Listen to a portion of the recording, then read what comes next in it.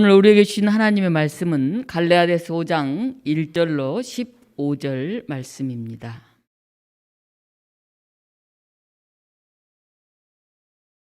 갈라디아서 5장 1절로 15절 말씀.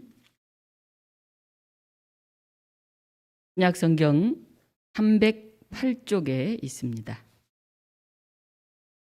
제가 봉독하겠습니다. 그리스도께서 우리를 자유롭게 하려고 자유를 주셨으니 그러므로 굳건하게 서서 다시는 종의 멍에를 매지 말라. 보라, 나 바울은 너희에게 말하노니 너희가 만일 할례를 받으면 그리스도께서 너희에게 아무 유익이 없으리라. 내가 할례를 받는 각 사람에게 다시 증언하노니 그는 율법 전체를 행할 의무를 가진 자라. 율법 안에서 의롭다 함을 얻으려 하는 너희는 그리스도에게서 끊어지고 은혜에서 떨어진 자로다. 우리가 성령으로 믿음을 따라 의의 소망을 기다리노니 그리스도 예수 안에서는 할례나 무할례나 효력이 없으되 사랑으로서 역사하는 믿음뿐이니라. 너희가 다름질을 잘 하더니 누가 너희를 막아 진리를 순종하지 못하게 하더냐. 그 권면은 너희를 부르신 이에게서 난 것이 아니니라. 적은 누룩이 온 덩이에 퍼지느니라. 나는 너희가 아무 다른 마음을 품지 아니한 줄을 주 안에서 확신하노라. 그러나 너희를 요동하게 하는 자는 누구든지 심판을 받으리라. 형제들아, 내가 지금까지 할례를 전한다면 어찌하여 지금까지 박해를 받으리요. 그리하였으나 십자가의 걸림돌이 제거되었으리니 너희를 어지럽게 하는 자들은 스스로 베어버리기를 원하노라. 형제들아, 너희가 자유를 위하여 부르심을 입었으나 그러나 그 자유로 육체의 기회를 삼지 말고 오직 사랑으로 서로 종노릇하라. 온 율법은 내 이웃 사랑하기를 내 자신같이 하라 하신 한 말씀에서 이루어졌나니 만일 서로 물고 먹으면 피차 멸망할까 조심하라. 아멘. 오늘 이 말씀을 가지고 그리스도인의 자유라고 하는 제목으로 하나님 말씀 증언합니다. 어제 전주 향교에서 우리 성현주 청년의 결혼식이 있었습니다. 좋은 겨울 날씨에 야외에서 치러지는 결혼식이 참 아늑하고 좋다 하는 생각이 들었습니다. 나무도 있고 날씨도 푸근하고 꽃으로 장식해 놨는데 굉장히 많은 수가 모인 건 아닌데 오붓한 그런 결혼식이었습니다. 신랑 아버님이 편지를 읽었고 신부 어머님이 축사를 했고 그리고 신랑 어머니가 인사 말씀을 하셨습니다. 물론 목사님의 주례는 있었지만 양가 부모님이 다 참석해서 굉장히 훈훈한 그런 결혼식이 되었습니다. 그중에 특별히 신랑이 서약했던 그런 내용이 생각이 납니다. 신부를 단순히 자신의 아내나 신랑이 전도사님이니까 사모라고 하는 이름으로 특정하지 않고 우리 성현주 본인의 주체적인 삶을 지원하겠다고 하는 그런 내용의 서약을 읽었습니다. 그리고 신부도 남편이 하고자 하는 일을 인정하고 지원하겠다 그런 서약을 했습니다. 사실 결혼은 서로 다른 두 사람이 함께 살아가는 일입니다. 각자 살아온 방식, 가치, 그걸 상대에게 요구하면 갈등이 생깁니다. 결혼은 서로 의지하는 것이지만 각자가 독립적인 한 주체로 설 때 그때 더 함께하는 삶이 가능합니다. 경제적인 부분, 정서적인 부분에서도 그렇습니다.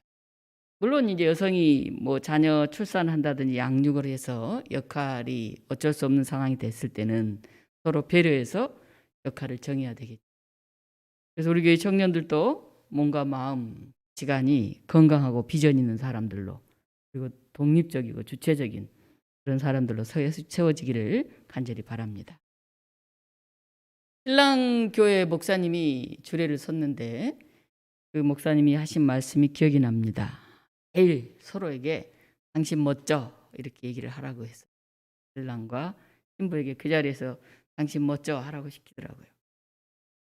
당신은 당당한 삶, 신은 신앙인으로서의 삶, 그리고 멋있는 삶, 저주는 배려와 사랑을 삶을 살라. 그런 말씀을 하셨습니다. 사랑은 내 방식을 가지고 이기는 것이 아닙니다. 때로 나와 달라도 이해하고 노력하면서 더 주고 기다려주는 것, 그게 사랑입니다. 상대방의 비전과 꿈을 지지하고 함께 해주는 거죠. 저는 어제 결혼식에 참여하고 와서 오늘 한 주간 동안 묵상했던 오늘 이 말씀을 다시 되새겨 보았습니다. 참된 자유란 어떤 것이냐? 그리스도인의 자유란 무엇인가? 하는 것이 오늘 본문의 주요 말씀입니다. 오늘 주어진 성경은 기독교인들이 굉장히 즐겨서 암송하는 그런 갈라디아서의 말씀입니다. 그리스도께서 우리를 자유롭게 하려고 자유를 주셨으니 그러므로 굳건하게 서서 다시는 종의 멍에를 매지 말라. 우리는 자유하다. 예수 그리스도 안에서. 이 말을 굉장히 사람들이 좋아합니다. 이 말씀을 내가 생각하는 옳음, 내 방식으로 행할 자유로 사람들은 많이 생각합니다. 그래서 나의 자유를 위해서 다른 사람의 종이 되지 않겠다. 나의 가치관을 실현하기 위해서 포기하거나 양보하지 않겠다. 그렇게 생각해서 마치 자신이 불의에 항거하는 정의의 사도가 될 것처럼 그런 다짐을 우리는 합니다. 나는 나의 자유를 올바로 행사하기 위해서 절대 남에게 복종하거나 그런 종의 모습, 그런 사람을 나는 원하지 않아. 이렇게 우리는 생각합니다. 그러나 오늘 본문을 우리가 잘 살펴보아야 합니다. 바울이 1차 전도 여행 시에 세운 이 갈라디아 교회들이 바울이 떠난 후에 다른 복음에 미혹됐다 하는 소식을 듣습니다. 다른 복음이란 구약 율법을 온전히 준수하여서 할례를 받고 스스로 의인이 되어야 한다고 하는 그런 유대교적 거짓 교사들의 가르침입니다. 바울이 얘기를 듣고 깜짝 놀랍니다. 아니 예수 그리스도의 복음은 그것이 아닌데 어떻게 구약의 유대교적 율법으로 다시 내가 세운 갈라디아 교회가 변하고 있는가 하고 깜짝 놀랍니다. 그래서 바울은 얘기합니다. 율법에서 해방되어서 복음 안에서 누리는 자유를 잊지 마십시오. 잃지 마십시오. 이렇게 얘기를 합니다. 유대교적 그리스도인들은 율법의 상징인 할례를 강조합니다. 할례야만이 아브라함의 자손이고 하나님의 선민이라는 표식이에요. 오늘 우리가 생각할 때는 굉장히 먼 이야기로 느껴지는데 오늘 우리식으로 말하면 예수님을 믿으면 세례를 받아야 돼요. 그리고 내가 예수님의 제자가 됐다 하는 표시로 세례를 받지 않습니까? 마치 우리가 예수 믿고 세례 받는 것과 같이 그들이 할례를 받는 건 너무 당연한 그런 절차요 과정입니다. 그런데 바울은 이방인들에게 이런 율법적인 의식을 당연하게 행하면 안 된다 그렇게 주장을 해서 예루살렘 교회에 이제 베드로나 이런 지도자들하고 토론을 하죠. 그래서 이제 할례는 강조하지 않겠다 하는 확답을 받습니다. 그 대신 이러이러 몇 가지는 좀 지켜다오 율법에 있는 그런 확답을 받죠. 그런데 바울이 떠난 뒤로 유대인 기독교인들이 갈라디아 교회에서 구약의 율법을 강조하고 또 할례를 주장하고 있습니다. 유대인들은 너무너무 오랫동안 이 형식적 종교 문화 속에 살아왔기 때문에 예수님을 믿는 크리스찬이 되어도 이 율법을 먼저 강조했습니다. 그런데 정작 율법을 온전히 지키는 것은 굉장히 쉽지 않죠. 때문에 율법 학자들도 율법을 제대로 못 지켜서 늘 자책감이 들었고 하물며 많은 일반 백성들에게는 너무 무거운 짐이었죠. 율법은 도저히 다 지킬 수 항상 죄인이죠. 그대로 못 사니까. 바울은 그리스도인들은 예수님으로 인해서 율법에서 이제 속량되었다. 구약의 멍에에 매이지 마라. 여기 오늘 말씀이 그 말씀입니다. 그리스도께서 우리를 자유롭게 하려고 자유를 주셨으니 그러므로 굳건하게 서서 다시는 종의 멍에를 매지 말라. 이 종의 멍에가 율법의 멍에예요. 율법의 멍에. 형식과 그런 어떤 관습과 이런 오랫동안 너희 안에 있는 그런 율법으로부터 자유하라. 그런 얘기입니다. 사실 우리는 율법하면 율법주의자, 바리새인들, 서기관들을 떠올리잖아요. 그 사람들은 다른 사람이 조금이라도 뭘 잘못하면 율법에서 어긋나면 그 허물이나 잘못에 대해서 그냥 날카롭게 지적을 하죠. 그리고 그 죄에 회개하지 않으면 큰일 날 걸로 얘기를 하죠. 그래서 이 율법으로부터의 자유란 남을 정죄하는 조금만 잘못하면 그냥 지적하고 그런 것으로부터 자유하라 얘기입니다. 우리가 오래 교회를 다니면 자기 방식의 이 형식이 있잖아요. 교회마다 그 정해진 어떤 틀이 있어요. 그 조금만 벗어나면 굉장히 못마땅하죠. 그래서 다른 교회에서 왔다든지 이런 사람들을 받아들이기가 굉장히 어려워요. 그래 그 안에 있는 사람. 꼭 그 방식으로 해야 됩니다. 그게 지나치면 이제 율법주의화 되는 거죠. 또 하나는 남을 정죄하는 게 아니라 스스로가 정죄를 당해요. 아이고 나는 이걸 못했는데 난 이런데 스스로 자꾸 혼자 상처를 찾고 입습니다. 상대가 그런 의미로 말한 게 아닌데도 무슨 말하면 아이고 이렇게 해서 자기 스스로 막 이렇게 상처를 받아요. 거기서부터도 자유로워져야 됩니다. 무언가 자기가 지키고 얻어서 쟁취하려고 했던 그런 어떤 율법적인 삶에서 예수 그리스도가 사셨던 섬김, 사랑, 그 자유를 배워야 합니다. 공지영 씨 잘 아실 겁니다. 제가 한때 그분의 소설을 굉장히 즐겨 읽었던 적이 있는데요. 공지영 씨가 쓴 수도원 기행이라고 하는 부분을 소개합니다. 인간은 누구나 행복을 추구하죠. 행복하게 살고 싶어. 불행하고 살고 싶어 하는 사람은 없죠. 처음엔 소설가가 된다면 행복해질 거라고 생각했다. 그래서 나는 소설가가 되었다. 그 다음엔 유명해지면 행복해질 거라고 생각했다. 우연히 운이 좋아 나는 유명해졌다. 그 다음엔 당연히 돈 걱정이 없어지면 행복할 거라고 생각했다. 생활비를 다 쓰고 나서도 통장에 늘 100만 원만 있다면 아무 걱정이 없을 것 같았다. 그런데 94년 여름 내가 낸 3권의 책이 베스트셀러에 올랐다. 그러니 돈도 생겼다. 이제 100만 원의 문제가 아니라 하루를 자고 나면 통장으로 수천만 원의 인세가 도착하기 시작한 것이었다. 하지만 사실을 말하자면 나는 전혀 행복하지 않았다. 소설가 공지영 씨는 여러 가지 굴곡을 겪습니다. 그 결혼 생활도 그렇게 평탄하지 못했죠. 그리고 그는 어린 시절의 신앙을 다시 회복합니다. 가톨릭인데요. 그 신앙을 되찾고 난 뒤에 얻은 행복에 대해서 그녀는 이렇게 적습니다. 어쩌면 그 깨달음에 이르기까지 걸린 시간이 18년이었다. 그리고 돌아가 나는 하나님께 무릎을 꿇었던 것이다. 항복합니다, 주님. 하고 써놓고 보니 우리말이 이상하기도 하다. 항복과 행복, 획 하나 차이의 낱말. 주님 앞에 항복하는 모습, 다시 말하면 내 생활과 인생의 주인으로 예수 그리스도를 받아들인다는 그 믿음에서부터 우리는 출발합니다. 이 획 하나 차이, 항복과 행복. 어찌 보면 누가 내 삶의 주인이냐 하는 것이죠. 내 가치, 내 판단, 내 관습이 아니라 예수 그리스도의 삶의 방식. 그분이 말하는 하나님 나라의 가치. 그 안에 내가 손을 드는 행복이죠. 내 의지로 해가 되는. 그게 이제 이분이 말했던 행복이라는 단어였죠. 주님의 삶의 방식을 따르기 위해 항복하고 나간다. 여기서 참 행복을 얻게 됩니다. 우리는 예수님이 가르치신 팔복을 기억합니다. 복 있는 사람들, 그들에게 주어지는 자유가 진정 성숙한 자유입니다. 율법의 종살이, 정죄하거나 정죄당하거나 이런 세상 풍조로부터 해방된 그런 자유인의 삶이 우리에게 필요합니다. 오늘 성경의 두 번째는 사랑으로 역사하는 믿음, 이렇게 말하고 있습니다. 우리 6절 같이 한번 읽어보겠습니다. 그리스도 예수 안에서는 할례나 무할례나 효력이 없으되 사랑으로서 역사하는 믿음뿐이니라. 네. 할례를 받았냐 안 받았냐, 어떤 율법을 잘 지켰냐 안 지켰냐, 세상적으로 말하면 뭐 집이 있냐, 뭐 차가 있냐, 뭐 이런 등등의 것들일 수도 있겠죠. 그런 어떤 형식과 소유와 그런 부분이 아니라 믿음은 사랑으로 역사하는 믿음이어야 한다, 이렇게 말합니다. 우리가 믿습니다 이렇게 말하잖아요. 나는 믿음이 좋아. 그때 우리는 뭘 생각합니까?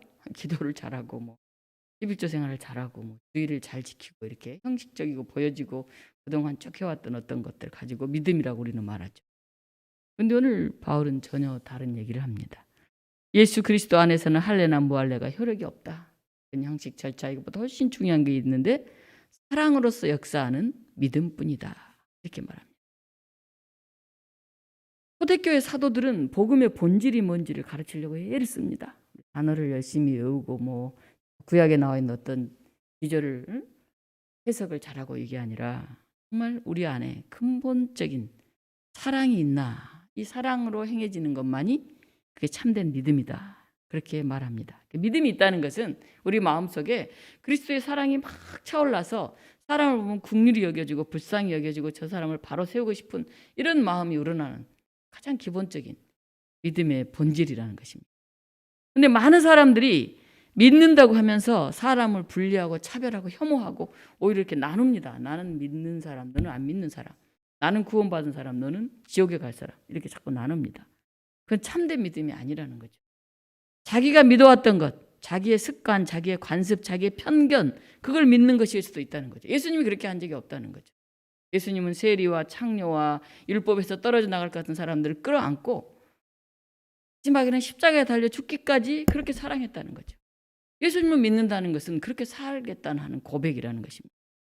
상대를 사랑하고 헌신하는, 희생하는 그런 믿음, 그 십자가의 사랑을 믿고 그렇게 살겠다고 하는 고백, 이게 믿음인 건데 어느 순간 우리는 믿음이 어떤 율법으로 바뀌었어요. 믿음이 뭐 형식, 어떤 교회에 자꾸 잘 나오는 거, 뭐 이런 틀로, 물론 그건 중요하죠. 필요 없다는 건 아닙니다. 그러나 가장 중요한 본질인 사랑에 근거한 믿음이 우리는 어느 순간 점점점 변해가고 있지 않나 하는 것입니다. 사랑으로 역사하는 믿음, 그게 예수 그리스도의 십자가의 믿음입니다.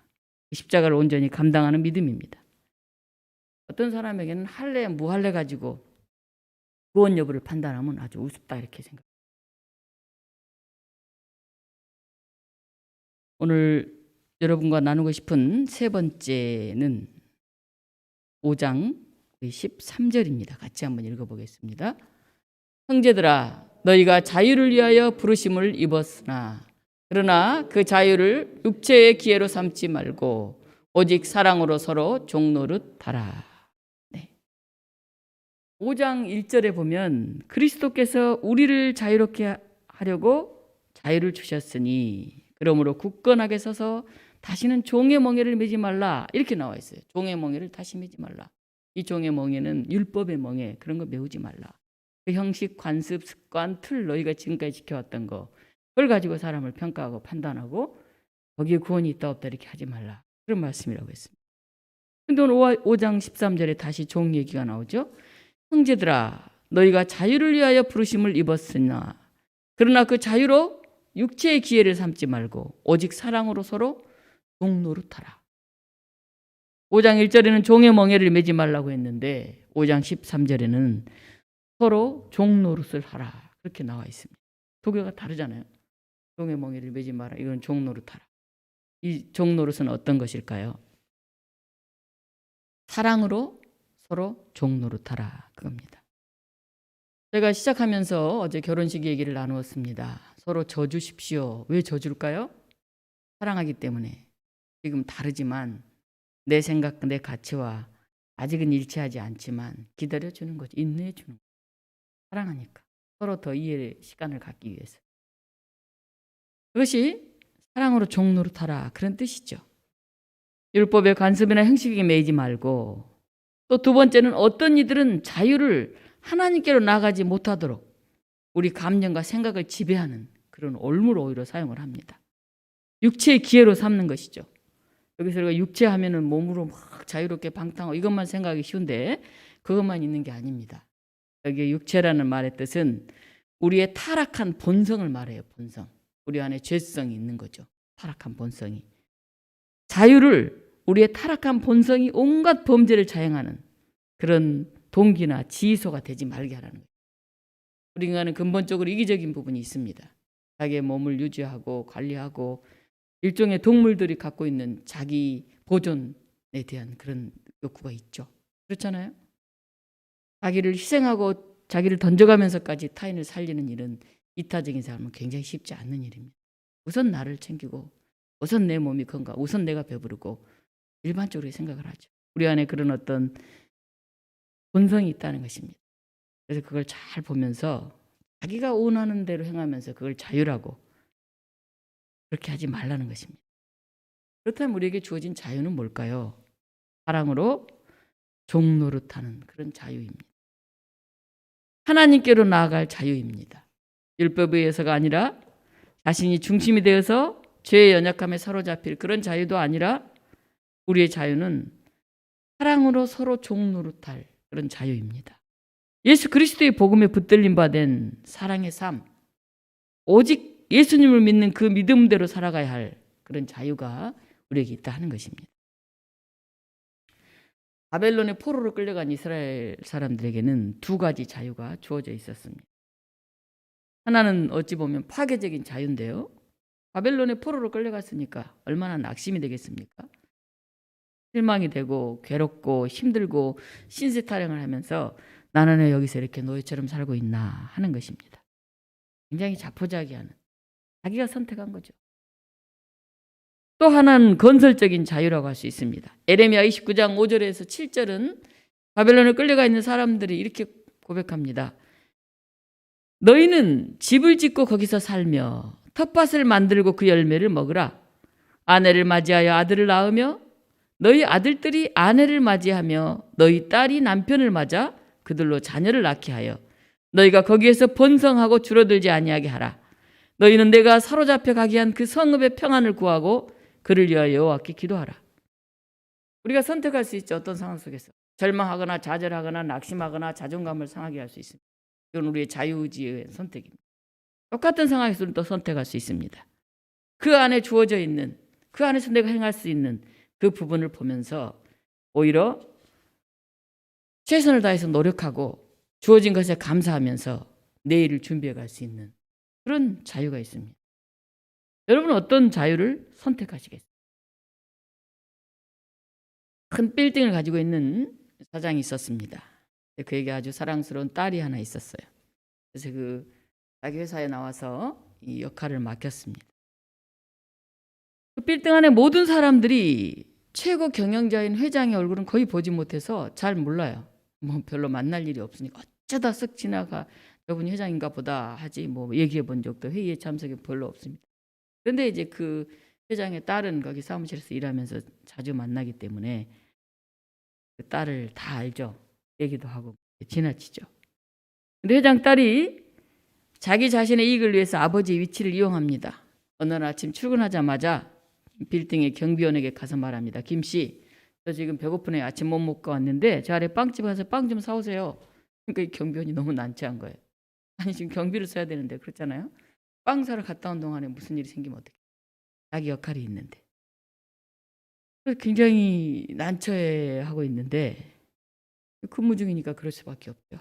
근데 이 회장 딸이 자꾸 빨리 잠깐 다녀오면 되잖아요. 저 여기 있을 때 빨리 갔다 와요. 이러니까 수없이 빵집을 향해 가면서 속으로 이렇게 생각합니다. 야, 딸이 저렇게 높은 사람 행세를 하니 그 아버지는 오죽하게 생각을 합니다. 그전에 경부인이 사다 준 빵을 막 이렇게 먹으면서 걸어가다가 서류뭉치를 잠뿍 들고 돌아오는지 비서와 탁 마주쳐요. 그거 들고 어디 가는 거예요? 지금 여기 사무실에 빨리 지금 갖다 줘야 됩니다. 그거 잠깐 그럼 여기 놔두고 내가 뭐 준비해야 될 게 있으니까 그것 좀 가져와요. 또 비서는 어찌할 바를 모르죠. 갖다 줘야 되는데 놔두고 가죠. 회장 딸이 얘기하니 뭐 높은 직책에 있는데 안 들을 수가 없잖아요. 그래서 그 비서도 그렇게 생각을 합니다. 야, 그 딸을 보니까 아버지인 회장도 참 만만치 않을 생각을 합니다. 회장의 딸은 이것저것 요구하고 명령하고 타인의 일정을 방해합니다. 그리고 한 번도 회장 딸이 뭐 우리 아버지가 이랬다 이런 말 한 적이 없어요. 그냥 자기 생각으로 자기의 필요에 따라서 얘기를 하는 거예요. 그런데 그 아래에 있는 사람들은 그럴 때마다 참 저 아버지가 참 딸이 저러니 저 아버지가 어떨까? 왜 이런 딸을 가만히 놔둘까? 그런 생각을 계속합니다. 그리고 저 제일 높은 꼭대기층 회장실에 앉아 계시는 그분에 대해서 의구심을 품고 딸이 이렇게 하고 있는지 아버지가 회장이 알긴 하나? 만약에 회장 딸이 다르게 행동했다면 어떨까요? 경비원에게 빵을 사오러 가는 대신 그녀가 아침에 빵을 가져다가 아이고 아침에 수고하시죠? 늘 일찍 출근하잖아요. 아침도 제대로 못 드셨죠. 이것 좀 드시고 하세요? 빵을 이렇게. 엘리베이터 타고 가는 서류뭉치를 잠깐 안고 가는 비서실 그 여인과 마주칩니다. 아이고 어머니나 세상에 그렇게 많은 서류를 들고 가시네요. 제가 잠깐 도와드릴게요. 그래서 직원들의 삶에 하나하나 관심을 갖습니다. 그래서 회사 전체에서 그냥 딸은 참 친절해, 참 겸손해 이런 얘기를 합니다. 이 딸은 한 번도 자기 아버지에 대해서는 얘기하지 않아요. 자기가 그렇게 할 뿐이에요. 근데도 그 아래 사람들은 생각합니다. 딸이 저렇게 성품이 좋으니 사랑이 많으니 우리 회장님은 어떠신 분? 참 좋으신 분일 거예요. 이렇게 생각을 합니다. 그녀를 높이 평가하기 때문에 만난 적도 없는 그 아버지까지 존경하게 됩니다. 고린도서 5장 20절에 이런 말씀이 있습니다. 그러므로 우리가 그리스도를 대신하여 사신이 되어 하나님이 우리를 통하여 너희를 권면하신 것 같이 그리스도를 대신하여 간청하노니. 회장의 딸은 엘리베이터를 타고 아버지를 만나러 꼭대기층으로 갔어요. 그랬더니 아버지가 복도에서 그녀를 기다리고 있었습니다. 그녀가 다가가자 짤막한 한 문장으로 아버지가 그 딸을 맞이 이렇게 말합니다. 잘하였도다. 착하고 충성된 종아. 사랑하는 성도 여러분, 오늘은 종교개혁주일입니다. 오늘 말씀을 통해서 우리가 사랑으로 종 노릇할 자유, 이것을 올바로 깨달았으면 좋겠습니다. 사랑으로 역사하는 믿음, 그 믿음을 우리가 가졌으면 좋겠습니다. 우리는 다 떼어버리고 나는 그리스도인으로서 자유롭게 살 그런 권리가 있다 생각합니다. 나는 더 믿음이 좋아져야 되겠다 라고 생각합니다. 그 앞에 붙은 단어가 있다는 것을 기억하시기 바랍니다. 사랑으로 종 노릇할, 사랑으로 역사하는 믿음입니다. 우리의 믿음에 사랑이 없다면, 우리의 자유에 사랑이 없다면 이기적인 방종이거나 과거의 어떤 자기의 편견과 자기의 옳음, 자기의의 가치, 그런 믿음이기가 쉽습니다. 오늘 이 종교개혁 주일에 다시 한번 우리의 삶을 돌아보면서 진정한 그리스도인의 자유가 무엇인가로 생각해 보았으면 좋겠습니다. 제가 오늘 성경 말씀 1절, 5절, 6절, 13절을 읽고 말씀을 마칩니다. 그리스도께서 우리로 자유케 하려고 자유를 주셨으니 그러므로 굳세게 서서 다시는 종의 멍에를 매지 말라. 우리가 성령으로 믿음을 쫓아 의의 소망을 기다리노니 그리스도 예수 안에서는 할례나 무할례가 효력이 없되 사랑으로서 역사하는 믿음뿐이니라. 형제들아, 너희가 자유를 위하여 부르심을 입었으나 그러나 그 자유로 육체의 기회를 삼지 말고 오직 사랑으로 서로 동노릇하라. 아멘. 함께 기도하겠습니다. 사랑의 하나님, 우리는 믿음을 원하고 자유를 원합니다. 그리고 행복을 원합니다. 그러나 정작 그것이 무엇을 위한 자유고 누구와 함께하는 믿음이고 어떤 행복인지 알지 못할 때가 있습니다. 세상 사람들의 삶의 방식처럼 우리도 어떤 과거의 관습, 율법과 같은 것들, 그런 형식적인 것들을 붙들고 우리가 살아가고 있지 않는지 돌아보게 하여 주시옵소서.